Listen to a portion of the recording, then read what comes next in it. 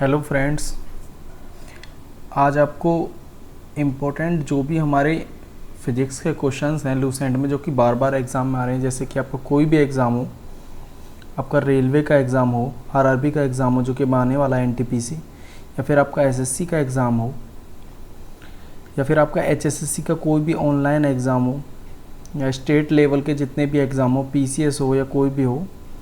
उसके अलावा आर्मी के जो भी एग्ज़ाम है हमारे इम्पोर्टेंट, आर्मी जीडी हो, टेक्निकल हो या फिर ट्रेडमैन हो, तो सभी के पेपर में आप देखते हो कि जनरल साइंस के क्वेश्चन बहुत आते हैं। ठीक है, जनरल साइंस मतलब जो हमारी डेली लाइफ की साइंस है उस पर क्वेश्चन आते हैं, और मैक्सिमम क्वेश्चन आपने देखे होंगे वो लूसेंट से ही होते हैं। तो इन क्वेश्चनों को आपको करना कैसे, मैं इसका आपको एक आइडिया देता हूँ।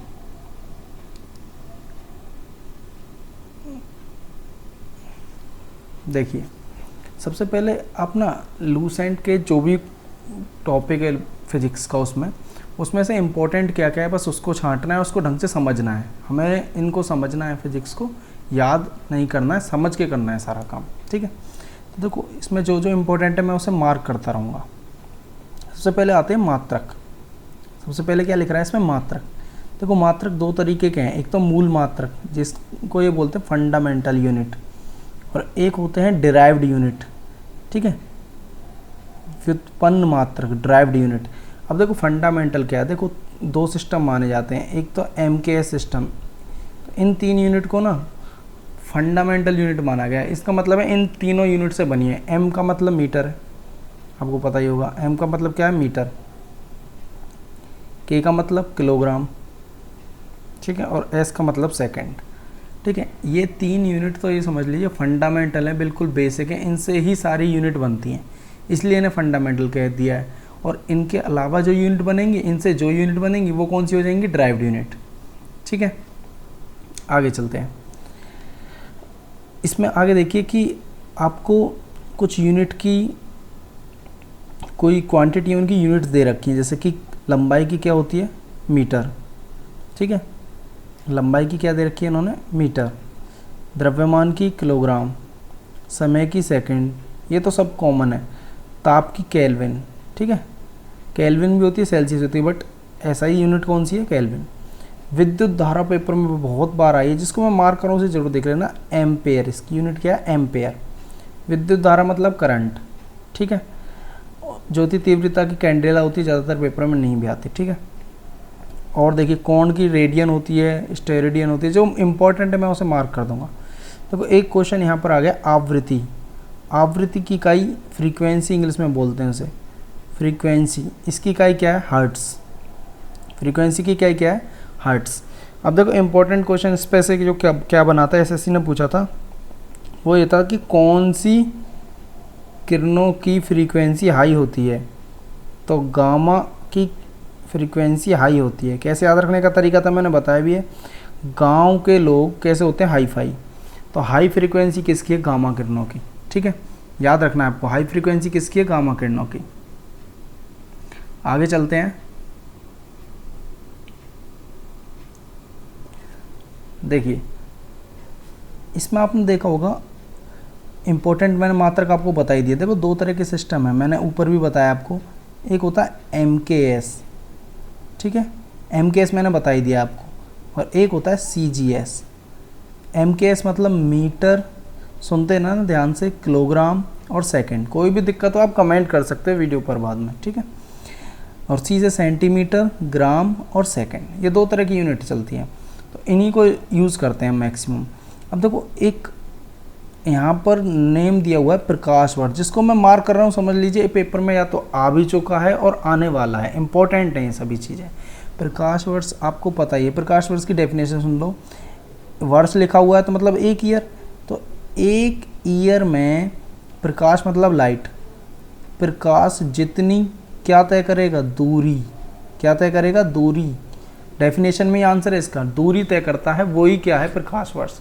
पेपर में क्वेश्चन पूछा था प्रकाश वर्ष किसका मात्रक है, तो क्लियरली मेंशन है प्रकाश वर्ष किसका मात्रक है, लंबी दूरियों को मापने के लिए। जैसे कि चंद्रमा पृथ्वी के बीच की दूरी बहुत है, समझ रहे हो। अब इसे किलोमीटर में तो लिख नहीं सकते कि भाई 10 किलोमीटर है, 5 किलोमीटर चले जाओ। तो इसलिए बड़ी दूरियां जितनी भी होती हैं खगोलीय पिंडों के बीच की जितनी दूरी है वो किस में मापी जाती है, प्रकाश वर्ष में। ठीक है, याद रहेगा आप सभी को। एक प्रकाश वर्ष की वैल्यू आपको इम्पोर्टेंट है, पता होनी चाहिए, 9.46 गुणा 10 की पावर 15 मीटर। किलोमीटर में आएगा तो 3 कम कर देना, 10 की 12 हो जाएगा। ठीक है ना, कई किताबों में 10 की 12 दे देता है, पर आप सोचते हो 15 सही है 12, बट उसमें आप ये नहीं देखते मीटर है या किलोमीटर है, तो उसका भी फोकस रखना। अगर ये 10 की 15 है तो मीटर होगा, और अगर यहाँ लिख रहा है 10 की पावर 12 है तो ये किलोमीटर में होगा, 3 कम हो जाएंगे उसमें। ठीक है, तो कन्फ्यूज़ मत हुआ करो इसमें। एक पारसेक किसके बराबर होता है, 3.26 प्रकाश वर्ष। देखो चीज़ों को रिलेट करके याद रखो। कैसे रिलेट करके याद रखना है, जैसे मैंने तो ऐसे याद रखा कि भाई 326 में सिकंदर ने आक्रमण किया था। ठीक है ना, तो 3.26 पारसेक और प्रकाश वर्ष का भी संबंध कितने का है, 326। ठीक है, 2-3 डेटा एक ही डेट के याद रखने चाहिए और याद भी हो जाते हैं। जैसे मैं आपको वैसे हिंट दे देता हूँ, आपको एक सन बहुत कॉमन है, हमारे पेपर में भी कई बार आता है कि भाई 1969 में जीके की चीज़ें मैं बीच में रिलेट करूँ। देखो इसमें बहुत सारे काम हुए थे। एक तो नील आर्मस्ट्रॉन्ग गया था, चंद्रमा पर गया था ना नील आर्मस्ट्रॉन्ग। दूसरा 14 बैंकों का राष्ट्रीयकरण हुआ था। तीसरा आपने सुना होगा 66 से 69 कौन सा काल चला था। आपने योजनाएं पढ़ी होंगी तो आपको पता होगा। ठीक है ना, योजना अवकाश जो हुआ था तो 66 से 69 तक हुआ था योजना अवकाश। तो ऐसे काफ़ी चीज़ें होती हैं जो आपको लर्न रखनी है। और एक और आपको शायद याद रहेगा, इसरो का भी संबंध है 1969 से। मेरे को एग्जैक्ट याद नहीं है, बट उस इसरो का शायद 1969 से ही संबंध है, 1969 में ही बना था इसरो। ठीक है, ये सब एक ही डेट में आपको इतनी सारी चीज़ें याद रखनी होती हैं, और ये याद हो भी जाती है जब आप एक डेट से रिलेट करोगे इन सबको। आगे चलते हैं। अच्छा, आप एक बात बताओ, यहाँ एक नाम लिखा हुआ है व्यक्ति का, न्यूटन। देखो सीधी सी बात है, चीज़ों को याद करना कम करो, सीखना ज़्यादा कोशिश करो। अब न्यूटन एक व्यक्ति था, आपको पता है, आगे मैं पढ़ाऊँगा। उसने किसके नियम दिए थे, बल के नियम दिए थे, फोर्स के दिए थे नहीं थे। तो बल की इकाई क्या आएगी, न्यूटन ने तो बताया तो भाई बल कब लगता है कब नहीं लगता, ये सारी चीज़ें आगे बताऊँगा अभी। तो न्यूटन, बल का नियम किसने दिया है, ओ सॉरी, बल की इकाई क्या है, न्यूटन। ठीक है, नियम भी न्यूटन ने दिए थे। अब देखो 2 तरह की यूनिट थी, मैंने बताया था ना, MKS और CGS, 2 बताई थी ना मैंने आपको, MKS और CGS। तो भाई MKS में तो न्यूटन है और CGS में इसकी क्या है, डाइन। ठीक है, याद रखना, न्यूटन की क्या है, डाइन। अच्छा, ऐसे ही देखो आगे है जूल। यहाँ पर क्या लिखा हुआ है, जूल। इसे बड़े ध्यान से देखना। मैंने एक चीज़ लिख दी, भाई आप कार्य करो, कोई भी कार्य मतलब काम, आप कोई भी कार्य करोगे तो आपकी क्या ख़त्म होगी, ऊर्जा। आप कोई भी कार्य करोगे तो आपकी ऊर्जा जाएगी, है ना। जब कार्य और ऊर्जा एक ही चीज़ है, ये समझ लीजिए आप, कार्य करोगे तो ऊर्जा जाएगी, ऊर्जा करोगे कार्य, दोनों आपस में रिलेट है। और दोनों की इकाई क्या है, जूल। कौन सी इकाई है ये भी सुन लेना, MKS या स्टैंडर्ड इकाई जूल है। और CGS यूनिट कौन सी है, अर्ग। CGS यूनिट कौन सी है, अर्ग। आप प्लीज़ बुक लेके बैठेंगे तो बहुत बेनिफिट रहेगा। साथ ही साथ मार्क करते रहिए। लूसेंट को जो भी फिजिक्स पोर्शन है, इसको हम 2 या 3 वीडियोज़ में ख़त्म कर देंगे, और सारा डीपली आपको समझा भी देंगे कि कैसे क्या क्या याद करना है और क्या क्या इंपॉर्टेंट है। आगे चलते हैं। इसमें लिखा हुआ है सिम्बल्स फॉर पावर्स, ये मैं आपको भी बताता हूँ। ठीक है, इसमें इंपॉर्टेंट कौन कौन से वो देखते हैं। अब देखो बुक में तो बहुत सारा दिया हुआ है कि भाई ये है वो है, बट इसमें इंपॉर्टेंट कौन कौन सी, उस पर फोकस करेंगे बस हम। देखो सबसे ज़्यादा पेपर में जो आती है वो तो यही है, ये आपको याद भी हो जाती है तो ईजी है। नैनो में 9 आ रहा है ना, ठीक है ना, ये तो आपको याद ही है, नैनो 10 की पावर -9। ठीक है, इसके अलावा जो पेपर में आई है, SSC ने जो पूछी वो है 10 की पावर -6 माइक्रो, 10 की पावर -6 माइक्रो, ये भी पेपर में आपके आ रखी है। ठीक है, इसके अलावा एक और है, इसमें एंगस्ट्रॉम नहीं दे रखी है तो देखना पड़ेगा, बाकी एंगस्ट्रॉम पेपर में आई थी तो वो मैं आपको बता देता हूँ अलग से। एंगस्ट्रॉम होती है 10 की पावर -10। ठीक है, एंगस्ट्रॉम भी याद रखनी है आपको। क्लियर है यहाँ तक?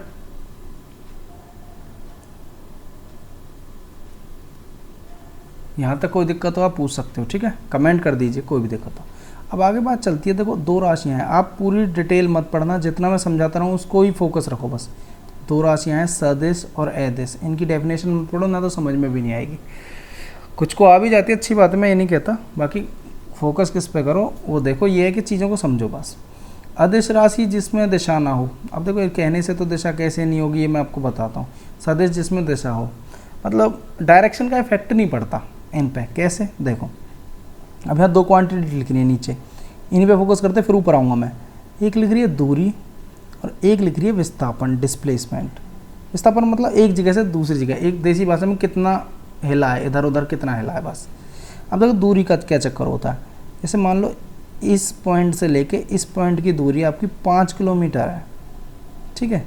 आप इधर से इधर गए और फिर वापस आए, तो 5 गए 5 आए, तो दूरी कितनी आपने तय कर ली है, 10। दूरी पर दिशा का कोई फ़र्क नहीं पड़ा है, गए और आए टोटल गिनी गई है, दिशा का कोई फ़र्क नहीं है। दूरी कितनी है, 10, ठीक है।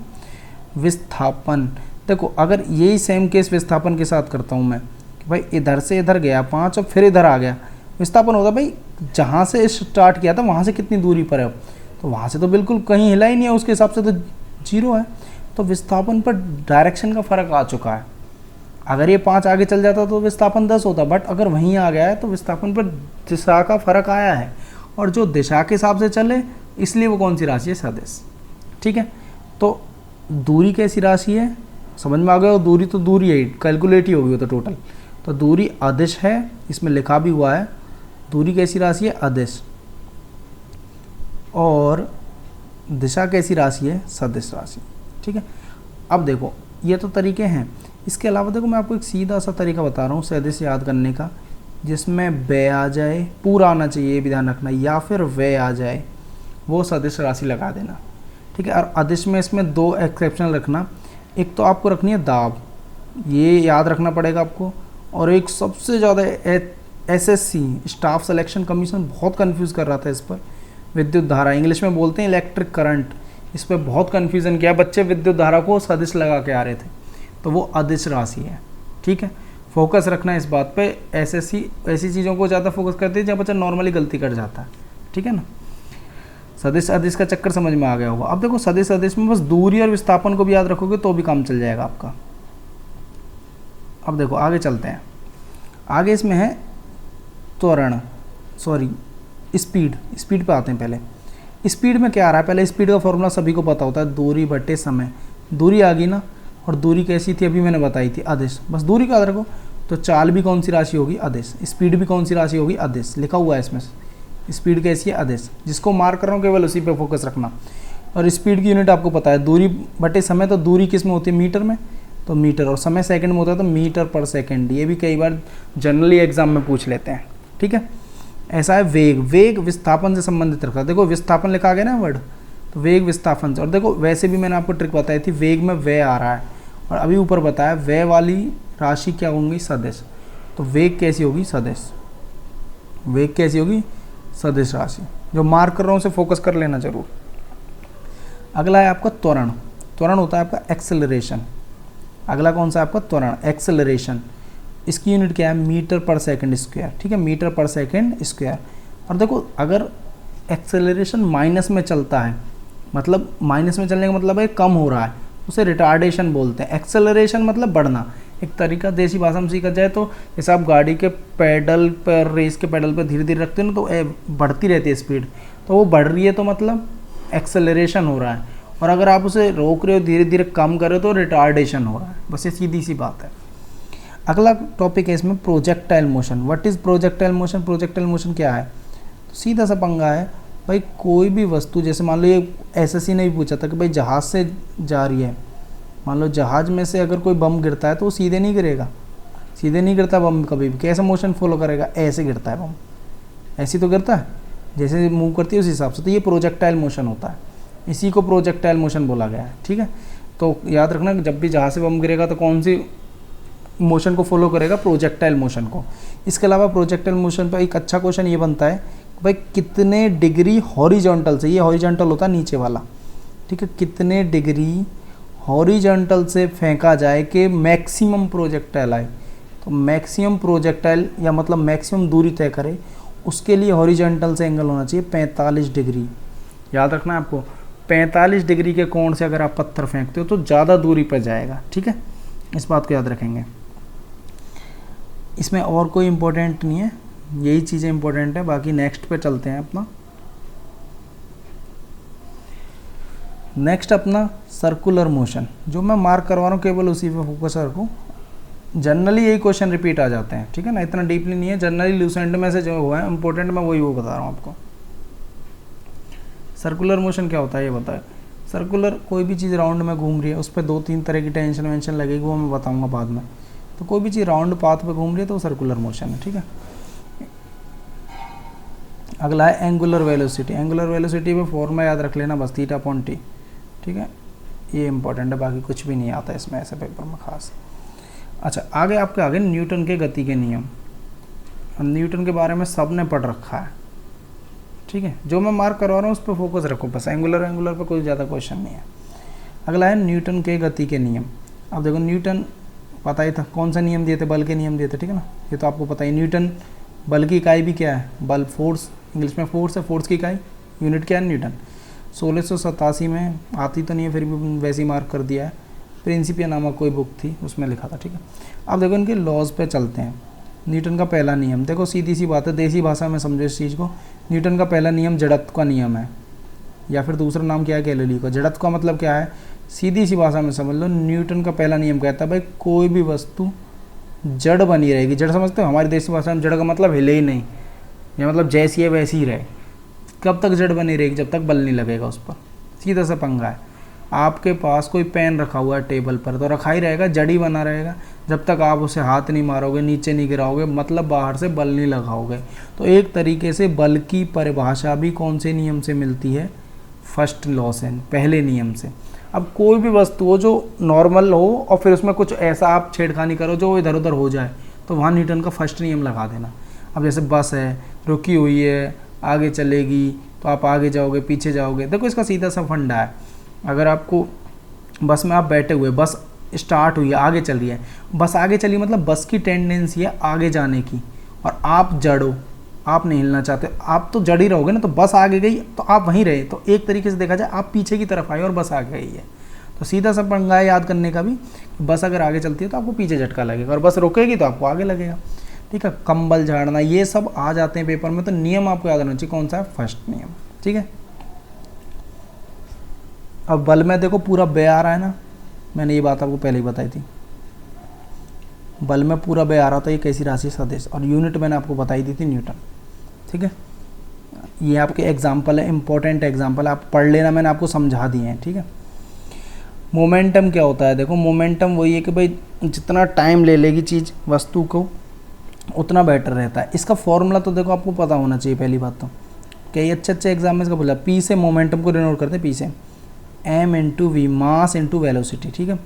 और इसका मात्रक क्या है, किलोग्राम मीटर, इसी से पता चल जाएगा, किलोग्राम मीटर पर सेकंड। मास किलोग्राम में हो गया, और वेलोसिटी किस में होती है, मीटर पर सेकंड में, ठीक है। इसके अलावा एक पेपर में क्वेश्चन बहुत आ रहा था एसएससी में कि मोमेंटम किसके बराबर होता है, तो याद रखना इम्पल्स, आगे आएगी इम्पल्स।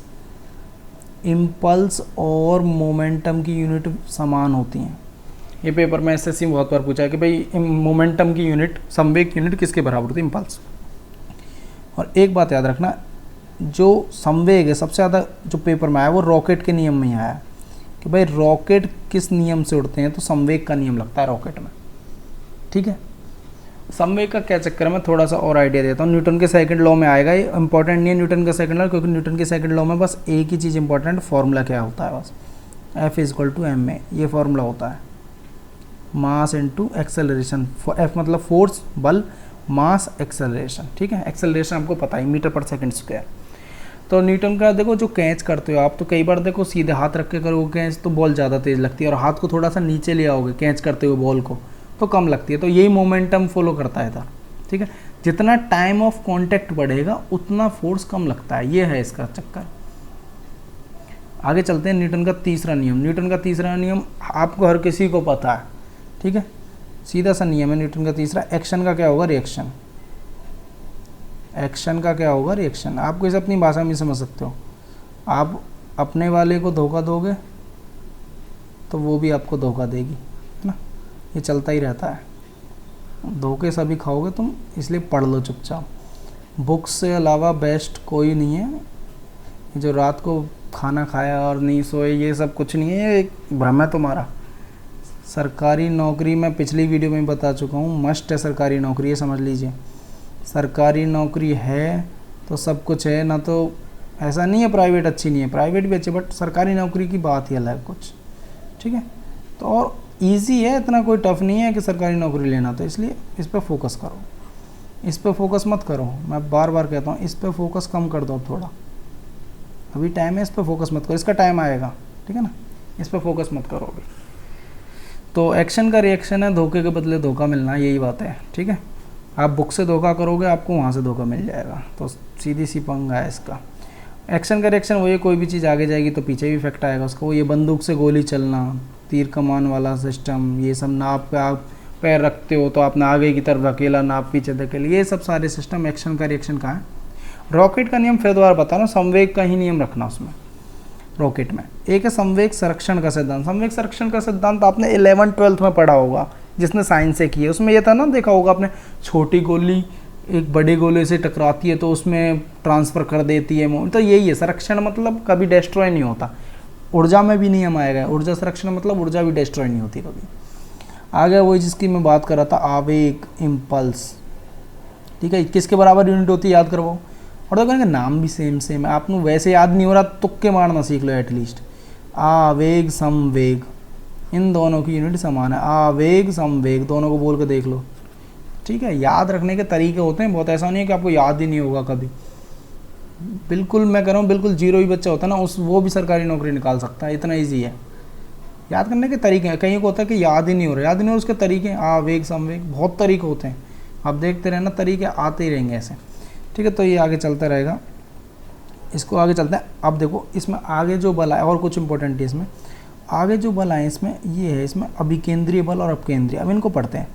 अभिकेंद्रीय बल, ठीक है, और एक है अपकेंद्रीय। मेरी भाषा पे ध्यान देना, उनकी डेफिनेशन मत पढ़ना, फॉर्मूला पढ़ना है पढ़ लो, ये रहा फॉर्मूला, F=mv²/r।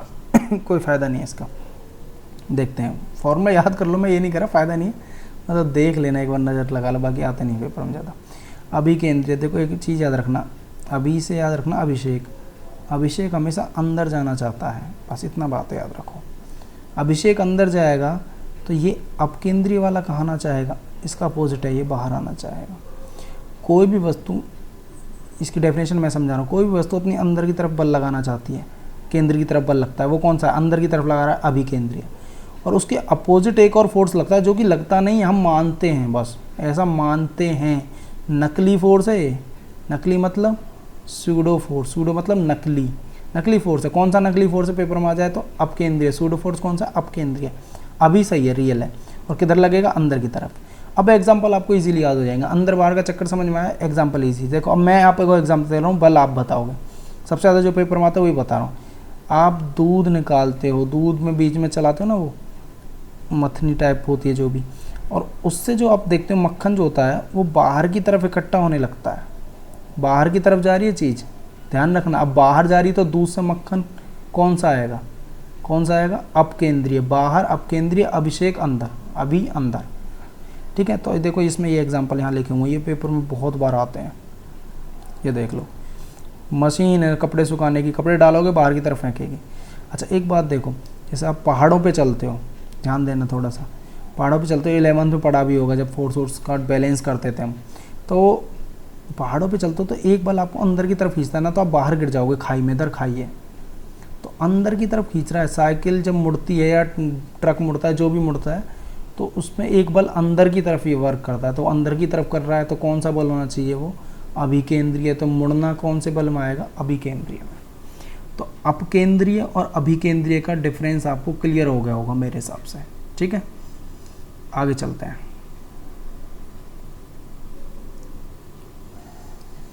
इसमें है मोमेंट ऑफ फोर्स। अगला है मोमेंट ऑफ फोर्स, कोई ऐसे खास क्वेश्चन बनते नहीं है, ठीक है। सदिश राशि या अदिश राशि से पढ़ लेना थोड़ा सा, बस सदिश है, ठीक है, कोई इम्पोर्टेंट। सरल मशीन, सिंपल मशीन, कुछ भी नहीं, कोई ऐसा खास बात नहीं। उत्तोलक, भार वार, इनका कुछ नहीं, इनसे कोई क्वेश्चन नहीं बनता अभी तक, ठीक है। आगे चलते हैं। ऐसा नहीं है कि भाई देखो मैं जो बता रहा हूँ वो बिल्कुल ही इम्पोर्टेंट हो, आप अपने हिसाब से पढ़ सकते हो, बाकी मैं इतना बता रहा हूँ 80-90% यही चांस है जो मैं बताता हूँ वही पेपर में, इस बुक में से, इस बुक की बात हो रही है, वो मैक्सिमम वही आते हैं, इतना डीपली और इतना उसमें नहीं पूछेगा वो आपसे। देखो उत्तोलक 3 प्रकार के होते हैं, प्रथम श्रेणी, द्वितीय श्रेणी और तृतीय श्रेणी, ठीक है। अब आपको बस ये याद रखने ज़रूरी हैं। ज़रूरी कैसे, देखो जिनको मैं बता रहा हूँ, देखो एक तो कैंची बहुत बार पेपर में आई है, कैंची नंबर 1 पे कैंची, देखो डायग्राम से याद रखना, प्रथम श्रेणी नंबर 1 पे आप क्या लेके जाओ घर से, कैंची, घर से कैंची ले लिया आपने, और क्या लेके जाना, नींबू निचोड़ने की मशीन, ठीक है। और नंबर 3 पर क्या लेके जाना, चिमटा। बस 3 चीज़ें आपको घर से लेके जानी है। सबसे पहले क्या लेके जाओगे, कैंची, फिर नींबू निचोड़ने की मशीन, और फिर चिमटा। कंचन कुछ भी बना लो, कंचन बना लो, कनच बना लो, कुछ भी बना लो। कैंची, नींबू निचोड़ने की मशीन और चिमटा, तीनों के याद रखना, प्रथम श्रेणी सेकंड। ये पेपर में बहुत बार रिपीट आते हैं, या तो आते ही नहीं आते तो यही ज़्यादा रिपीट होते हैं, ठीक है। तो याद रखना है इनको। आगे चलते हैं, गुरुत्व केंद्र। इसमें है टॉपिक अगला, centre of gravity. Centre of gravity यही है, आपने बीटेक में पढ़ा होगा कि भाई हर वस्तु का मास कहीं ना कहीं लाई करता है, बीच में ही मानते हैं हम उसे, तो वो सेंटर ऑफ ग्रेविटी मान के लेके चलते हैं। बीटेक में तो आपने निकाली भी होंगी सेंटर ऑफ ग्रेविटी के, जो वायुंसी जो भी वो लिक्विड में आती है, वो सारे चक्कर इसी में है, ठीक है। पीसा की मीनार झुकी हुई है, फिर भी रुक रही है, कि उसका सेंटर ऑफ ग्रेविटी बाहर की तरफ आता है, इसलिए बैलेंस करता है। ये सारी चीज़ें पता होनी चाहिए। पीसा की मीनार कहाँ पर है, इटली, ठीक है ना, तो वो सेंटर ऑफ ग्रेविटी पे काम करती है पीसा की मीनार। आर्मी के क्वेश्चन में आ गया था, आर्मी के पेपर में, पीसा की मीनार सेंटर ऑफ ग्रेविटी का उसका बाहर की तरफ, इस वजह से, ठीक है। और देखो कोई भी वस्तु होती है ना आकृति, जैसे रेक्टेंगल है, रेक्टेंगल मान लो मतलब ऐसा बॉक्स है, अच्छा चलो गोला ही लगा लो, गोला है बिल्कुल, वृत्त है, तो उसकी सेंटर ऑफ ग्रेविटी मिड में लाई करती है, ठीक है ना। तो कोई भी आकृति के हिसाब से उसका जो मिड होता है उसी में लाई करती है सेंटर ऑफ ग्रेविटी। संतुलन के प्रकार, स्थायी संतुलन, अस्थायी संतुलन। स्थायी संतुलन आपको पता है, कोई बैलेंस मतलब कोई चीज़ रुकी रहे। हाँ, एसएससी ने क्या पूछा था, वो क्वेश्चन सुन लो। बैलेंस पे क्वेश्चन था उसका कि भाई बैलेंस बनाने के लिए कितने बल कम से कम चाहिए, तो कम से कम की बात हो रही है, तो कम से कम 2 बल चाहिए। अगर मान लो एक बल इधर खींच रहा है और एक बल इसके अपोजिट चाहिए, जब भी तो वस्तु बैलेंस में रहेगी, इक्वल होने चाहिए, 2 इक्वल फोर्सेस, तो 2 बल चाहिए कम से कम। पेपर में आया था क्वेश्चन, कितने बल चाहिए स्थायी संतुलन बनाने के लिए, तो 2 बल कम से कम चाहिए स्थायी संतुलन बनाने के लिए, ठीक है। आगे चलते हैं, और इसमें कोई इंपॉर्टेंट नहीं है, संतुलन में इतना ही पढ़ना है आपको। आगे फेवरेट अपना टॉपिक, बहुत क्वेश्चन आते हैं, मैंने अभी बताया था आपको। देखो कार्य करोगे तो आपकी ऊर्जा खर्च होगी, इन दोनों को एक ही में डाल लिया करो, कार्य ऊर्जा एक ही बात है, आप ज़्यादा इन पर कन्फ्यूज़ मत हुआ करो। और दोनों की यूनिट मैंने आपको बता दिया, जूल। दोनों की यूनिट क्या है, जूल। कार्य करने पर ऊर्जा खर्च होगी, दोनों की यूनिट क्या है, जूल। अब कार्य को समझते हैं पहले, कार्य की डेफिनेशन क्या है, फॉर्मूला कैसे याद करना है। देखो जैसे ये है आपका कोई भी बक्सा, कोई भी वेट है, इस पर आप फोर्स लगा रहे हो इधर की तरफ, डायरेक्शन देख लेना, मैंने डायग्राम दे दिया। फोर्स मतलब बल, और देखो इधर की तरफ ये खिसक जाए, खिसकने को मैं एस से डिनोट करता हूँ। एस मतलब होता है विस्थापन, डिस्प्लेसमेंट, विस्थापन। मैंने बताया था विस्थापन जो दिशा के हिसाब से चलता है, सदिश राशि है। तो इधर ही की तरफ खिसकाया और इधर ही खिसक गया, तो वर्क हुआ है। अगर मान लो मैं कितना भी बल लगाऊं, फोर्स लगाऊं और खिसके ही ना, तो बल नहीं हुआ, वर्क नहीं हुआ, सीधा सा पंगा होता है। तो वर्क क्या है, अब आपको फॉर्मूला याद हो जाएगा। वर्क का फॉर्मूला होता है W = फोर्स इंटू डिस्प्लेसमेंट, और दोनों सेम डायरेक्शन में होनी चाहिए, जब भी आपका वर्क हुआ माना जाएगा, ठीक है। ऐसा ही मात्रक दोनों का बता दी। कार्य ऊर्जा दोनों का ही क्या होता है, जूल। ऊर्जा क्या है, यही है, कार्य करने की क्षमता को ऊर्जा कहते हैं, ये आपको याद रखना है, ठीक है। आर्मी के पेपर में डेफिनेशन पूछ ली थी एक बार कि कार्य करने की क्षमता को ऊर्जा कहते हैं, ठीक है। ये ऐसे याद रख लो, कार्य करने पे जो क्षमता खर्च होगी वो ऊर्जा ही है, सीधी सी बात। अच्छा आगे चलते हैं। अब देखो ऊर्जा कई तरीके की होती है, इसमें तो 2 ही हैं, बाकी और भी ऊर्जा के टाइप होते हैं। तो इसमें है कौन कौन सी, आपकी गतिज ऊर्जा और स्थितिज ऊर्जा, ठीक है। अब देखो इनको याद करने के तरीके देखते हैं। गति ऊर्जा मतलब जहाँ पर भी गति हो, मोशन हो, वहाँ पर तो गति लग जाएगी। स्थिति के 2 कंडीशन बिठा लेना, मैं आपको बता रहा हूँ, आप बार बार कन्फ्यूज़ होते हैं इसमें। एक तो वस्तु रेस्ट में होगी, जब स्थितिज ऊर्जा, रेस्ट मतलब रुकी हुई होगी, या फिर वस्तु किसी हाइट पर होगी। अगर हाइट पर भी है कोई वस्तु, वहाँ पर भी कौन सी ऊर्जा लगेगी, स्थितिज, जिसे आप पोटेंशियल एनर्जी बोलते हो, ठीक है। अब देखो काइनेटिक एनर्जी गति की वजह से आएगी, तो जैसे चलती हुई गाड़ी में कौन सी ऊर्जा होती है, तो चल रही है तो भाई सीधी सी बात है गतिज ऊर्जा होगी। काइनेटिक एनर्जी का ये फॉर्मूला बहुत इंपॉर्टेंट है। Kinetic energy = ½ mv²। m क्या है यहाँ पर, मास, और v क्या है, वेलोसिटी, ठीक है। अब देखो इस पर क्वेश्चन आया था, आप एक चीज़ देखो, काइनेटिक एनर्जी और वेलोसिटी में स्क्वायर का संबंध है। एसएससी पूछ लेती है ऐसे क्वेश्चन। स्क्वायर एन दिख रहा है ना, वी स्क्वायर, मतलब अगर कहने लगे वेलोसिटी दुगनी हो जाए या तिगनी हो जाए, तो तिगनी में होने का मतलब है वेलोसिटी 3 गुना हो रही है, तो मतलब 3 का स्क्वायर। तो 3 का स्क्वायर कितना बनेगा? अगर आप वेलोसिटी को 3 गुना कर रहे हो तो 3 का स्क्वायर हो जाएगा 9। तो काइनेटिक एनर्जी कितनी हो जाएगी? 9 गुना। ठीक है ना, ऐसे क्वेश्चन आ जाते हैं कि भाई अगर ऐसा कर दें तो काइनेटिक एनर्जी कितने गुना होगी। तो ये क्वेश्चन थोड़े से जनरल बेसिक माइंड यूज़ करके हो जाएंगे। अगली एनर्जी आपकी है स्थितिज। इसमें मैं एक अच्छा क्वेश्चन बताऊंगा जो आर्मी के पेपर में आया था रिसेंटली, स्थितिज ऊर्जा। अब देखो स्थितिज मैंने 2 ही कंडीशन बता दी, फिर बता रहा हूँ। एक तो आपकी रेस्ट पर होगी कोई भी चीज़, और एक आपकी हाइट पर होगी। अगर दोनों मिल जाए कंडीशन इनमें से कोई सी भी, तो वहाँ स्थितिज ऊर्जा लगेगी। अब जैसे कि बांध एक हाइट पर होते हैं, वहाँ पर पानी इकट्ठा हुआ है, तो हाइट पर इकट्ठा हुआ है, तो वहाँ पर कौन से ये स्थितिज ऊर्जा। घड़ी की चाबी रोक के रख लेते हैं उसे, घड़ी की चाबी भर दी और फिर रोक दी। ठीक है, ये सब कौन सी स्थितिज ऊर्जा। फॉर्मूला जरूर इंपॉर्टेंट है। P is potential energy is equal to M G H. M mass है, जी ग्रेविटेशनल कांस्टेंट है, ग्रेविटी का जो 9.8 मीटर पर सेकेंड स्क्वायर वैल्यू होती है जिसकी, और एच की हाइट है। ठीक है, हाइट का मैंने पंगा बता ही दिया था आपको। एक बात का जरूर ध्यान देना, आर्मी के पेपर में आया था क्वेश्चन, भाई कोई पत्थर ऊपर से फेंका गया। अब मान लो यहाँ पत्थर रेस्ट पे था, पहले मेरे हाथ में था ये पत्थर। ठीक है, मेरे हाथ में पत्थर मैंने फेंक दिया नीचे, ये बीच में आ गया है, और लास्ट में पत्थर कहाँ गिर गया? ज़मीन पर, ये आ गया। मैं तीनों केस बता रहा हूँ, आर्मी में ये वाला केस पूछा था, मैं तीनों बता रहा हूँ। शुरू में वस्तु रेस्ट में है, रोको रखा था ना पत्थर हाथ में, और हाइट पर है, एक हाइट पे तो है ही किसी ना किसी। तो यहाँ पर शुरू में कौन सी एनर्जी है? Potential energy. पोटेंशियल एनर्जी स्थितिज है, शुरू में स्थिति पर रुका हुआ है, पत्थर फेंक दिया, अब बीच रास्ते में, तो हाइट भी है और स्पीड से भी नीचे गिर रहा है। तो यहाँ पर दोनों एनर्जी हैं, कौन कौन सी? पोटेंशियल भी और काइनेटिक भी, स्थितिज और गतिज। और लास्ट में बिल्कुल रुक गया, जीरो हो गया, तो अब कौन सी एनर्जी है? पोटेंशियल। रुका पड़ा, नीचे पड़ गया, नीचे गिरा हुआ है, रेस्ट पर है, तो पोटेंशियल एनर्जी। ठीक है, आगे चलते हैं। ऊर्जा संरक्षण का नियम। ऊर्जा संरक्षण का नियम, ऊर्जा संरक्षण का नियम क्या कहता है? ऊर्जा संरक्षण का नियम यही है कि भाई ऊर्जा कभी ख़त्म नहीं होती। मान लो आपने किसी को थप्पड़ मारा, तो आपके हाथ की जो गर्मी है उसके गाल पे चली जाएगी। खाए भी होंगे आपने बहुत थप्पड़, है ना। आपके हाथ की गर्मी नहीं, सॉरी, उसके हाथ की गर्मी, हाँ उसके मतलब उसके जो भी है वो आपके गाल पे अच्छी आएगी। ठीक है ना, तो वही एनर्जी ट्रांसफ़र हो रही है और कुछ नहीं है। तो यही है ऊर्जा संरक्षण का नियम, और कुछ भी नहीं है इसमें फालतू। आगे चलते हैं। देखो कन्वर्ट करना, वही था ना, ऊर्जा एक फॉर्म से दूसरे फॉर्म में। तो कौन कौन से हैं? देखो उनको याद करने का बहुत आसान तरीका बताता हूँ। डायनमो को अपने घर में आप बोलोगे जनरेटर। डायनमो जनरेटर होता है।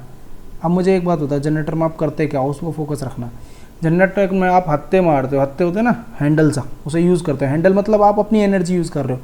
देखो जो भी आदमी यूज़ करता है मैकेनिकल एनर्जी, मतलब खुद अपनी एफर्ट है उसको, वो यांत्रिक है। तो आप उसमें हत्ते मारोगे मतलब कौन सी ऊर्जा लगाओगे? अपनी यांत्रिक ऊर्जा, मैकेनिकल एनर्जी, खुद मेन वर्क कर रहा है। और वो किस में? लाइट आ जाएगी, फिर आ जाती ना। जनरेटर चला तो शादी में खूब चलाया होगा, हाँ अपनी एक्स की शादी में भी चलाया होगा, या फिर कोई इन फ्यूचर हो उसकी भी शादी में चलाओगे आप। अगर पढ़ोगे नहीं तो यही हाल है। अगर मैं बता रहा हूँ इसकी बहुत वैल्यू है, आप बार बार इसे मजाक में ले जाओगे, बट वैल्यू बहुत है। ठीक है ना, इसकी वैल्यू बहुत है ना। तो इसकी शादी में क्या चलाओगे? जनरेटर मत बोलना, डायनामो ही चलाओगे। ठीक है ना, हाँ इसकी में या फिर आने वाली की जो भी होगी। ठीक है, अब देखो जनरेटर का उल्टा कौन है? मोटर। इसका उल्टा कर लेना मोटर को। तो यहाँ यांत्रिक से विद्युत थी, पहले हमने हैंडल घुमाया था, फिर बिजली मिली थी। अब यहाँ विद्युत से यांत्रिक कर लेना। ठीक है, एक दो और समझा देता हूँ मैं आपको। जैसे माइक्रोफोन को ले लेते हैं, आप सारे को निकाल लोगे रिलेशन, मुझे पता है। फ़ोन ले लेते हैं, माइक्रोफोन। फ़ोन को आप क्या करते हो? हेलो हेलो हेलो हेलो, मतलब कौन सी एनर्जी है? जो है नहीं, और वो किस में कन्वर्ट होती है? विद्युत ऊर्जा में। विद्युत ऊर्जा में कैसे होती है? देखो तरंग के रूप में जाती है। ठीक है ना, वेव्स के रूप में जाती है। ये नहीं आपकी हेलो जा रही है, हाँ ऐसे थोड़ी है कि हेलो गई, हेलो पेड़ पे गई, फिर वहाँ से वहाँ गई, हेलो नहीं जाएगी। किस फॉर्म में जाएगी? विद्युत ऊर्जा में। तो ऐसी कन्वर्जन है। और भी एक ले लेते हैं, चलो जो पेपर में आता है। सितार को ले लो। सितार में क्या है? अरिजीत सिंह है। जैसे अरिजीत सिंह यांत्रिक ऊर्जा कैसे खर्च कर रहा है पता है ना? हाथ से ही तो बजा रहा है। हाँ, ये अरिजीत सिंह भी एक अजीब ही है, मतलब बढ़िया है, अच्छे खासे मूड को भी एक ऐसे है कि अरिजीत सिंह का एक गाना सुन लो तो अच्छा खासा मूड पिछले 10 साल की यादों में चला जाएगा तुम्हारा, और तुम्हारे सामने अपनी एक अलग फ़िल्म बन के आ जाती है तुम्हारे सामने, है ना। हाँ तो वो बंद कर दो, अरिजीत सिंह के गाने अभी मत सुनो, ठीक है, अभी टाइम नहीं है तुम्हारे पास। तो यांत्रिक ऊर्जा को किस में कन्वर्ट करेगी, ध्वनि ऊर्जा में, वही है, ठीक है। ऐसे सारे रिलेशन निकल जाते हैं। इंपॉर्टेंट सारी हैं ये, मैंने मार्क नहीं किए हैं, इसका मतलब ही नहीं इंपॉर्टेंट, ये सारी हैं। अच्छा आगे चलते हैं। संवेग और गतिज ऊर्जा में संबंध, देखो इसने सीधा रिलेशन दे दिया, मैं आपको बता देता हूँ। देखो 2 फॉर्मूले आपने पढ़े होंगे। काइनेटिक एनर्जी का फॉर्मूला क्या पढ़ा है बताओ। काइनेटिक एनर्जी का फॉर्मूला पढ़ा है आपने, हाफ mv² पढ़ा है ना। और मोमेंटम का क्या पढ़ा है, mv। दोनों तरफ से mv ले लो, ठीक है। v इधर से निकालोगे तो इधर क्या बचेगा, p/m, ठीक है। थोड़ा बहुत आता हो तो आपको करना मैथ्स। और इधर से v निकालोगे तो वो बनेगा 2k/m, ठीक है। ये v² की वैल्यू है, ये खाली v² की, ठीक है ना। तो अब v² की वैल्यू यहाँ रख दो, p²/m में रख दो, तो ये रिलेशन निकल के आ जाएगा आपका, ठीक है। v की वैल्यू जो यहाँ निकली थी ना p/m, उसे यहाँ पुट कर दो, आ जाएगा रिलेशन आपका p और k में। याद रखना ये रिलेशन आ जाता है पेपर में। अगली चीज़, और देखो ये वाले ये तो सीधे लिख देते, संवेग को दुगुना करने पर गतिज ऊर्जा 4 गुना। बच्चे इसको ही रट के जाते हैं, उनको ये नहीं पता आगे क्या हो रहा है। तुम यहाँ रिलेशन देख लो, काइनेटिक एनर्जी और इसका क्या रिलेशन है, p² का। p मतलब संवेग है यहाँ पर, संवेग और आवेग याद रखना, आवेग संवेग वो एक ही थे यूनिट।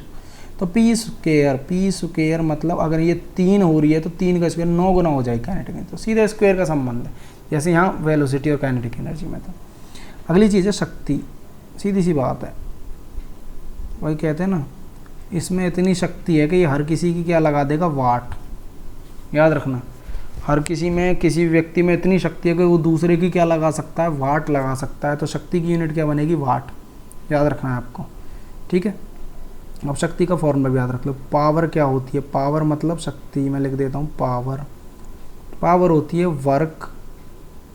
इस पे HSSC ने न्यूमेरिकल दिया था, मैं आपको बता रहा हूँ। SSC तो देती है, पर HSSC ने भी इस पर रिसेंटली जो भी एग्ज़ाम हुए थे, आपके पुलिस का था शायद, उस पर और क्लर्क में न्यूमेरिकल दिया था। कैसे, बहुत आसान था। पावर क्या होती है, वर्क अपॉन टाइम। अभी मैंने आपको थोड़ी देर पहले बताया, वर्क मतलब कार्य। भाई कार्य करोगे तो ऊर्जा खर्च होगी, तो पावर को आप ये भी लिख सकते हो, ऊर्जा अपॉन टाइम। बात वही है, ऊर्जा अपॉन टाइम, दोनों बात ठीक है, ठीक है। तो देखो अगर आप यहाँ से एक और यूनिट बननी है हमारी, तो भी पावर की एक और यूनिट बनी, शक्ति की एक और यूनिट बनी है। कौन सी यूनिट बनी है, देखो वर्क की यूनिट, कार्य की इकाई क्या होती है, अभी बताई थी, जूल, और टाइम की इकाई सेकंड। तो एक और यूनिट बन गई है जूल पर सेकंड, किसकी, पावर की। तो शक्ति की वाट तो है ही है, और एक और यूनिट है जूल पर सेकंड, ठीक है। एक ये क्वेश्चन बहुत इंपॉर्टेंट है, 1 हॉर्स पावर में कितने वाट होते हैं, 746 वाट। 1 हॉर्स पावर में कितने वाट होते हैं, 746 वाट। अब आपको बस एक चीज़ और समझनी है इसमें, आपके घर में 1 यूनिट बिजली फूकती है। आप कहते हो ना कितने यूनिट बिल आया, भाई मेरा तो 220 यूनिट आई हैं। बिजली फूकती है ना, बिजली मतलब क्या फूक रही है, ऊर्जा। ऊर्जा बराबर, ऊर्जा कैसे निकालेंगे, देखो इसे क्रॉस मल्टीप्लाई कर लीजिए। यहाँ पर ऊर्जा है ना, तो टाइम की गुणा किससे हो जाएगी, पावर से। तो पावर गुणा टाइम, ठीक है। अब देखो यूनिट हमेशा किस में मेज़र करती है, मैं यहीं से ड्राइव करके दिखा रहा हूँ आपको। यूनिट मेज़र किस में करते हो आप, देखो यूनिट जो बिजली फूकती है आपकी, जो आपकी बिजली फूकती है वो किस में मेज़र होती है, देखो पावर इनटू टाइम में होगी। पावर हमेशा वो किलोवाट में लेते हैं और टाइम हमेशा आर में। तो जो बिजली आपके घरों में फूकती है, तो आप कह सकते हो भाई 10 किलोवाट आर फूक रही है, मतलब 1 आर में 10 किलोवाट, तो वो 1 यूनिट बन जाती है आपकी। इस पर ही क्वेश्चन आया था कि भाई अगर 20 किलोवाट के 5 बल्ब जलाए जाएं, 5 घंटे चलाए जाएं, तो कितनी यूनिट खर्च होगी। तो सीधा फॉर्मूला था P into T, power into time. और देखो वो फॉर्मूला यहीं से निकल के आया है, ठीक है। इस आर्मी के पेपर में इसकी डेफिनेशन पूछ लेता है, कार्य करने की दर को क्या कहते हैं, शक्ति। दर मतलब रेट, रेट मतलब टाइम के हिसाब से, ठीक है ना।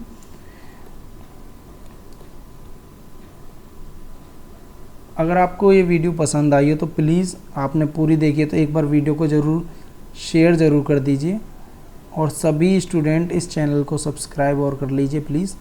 आपको 3-4 लेक्चर्स में आपको पूरी फिजिक्स करवा दी जाएगी। और कोई भी इशू आप कमेंट कर दीजिए, ठीक है। कोई भी आपको बात समझ में नहीं आती है तो साथ के साथ कमेंट कर दीजिए, ठीक है। Thank you.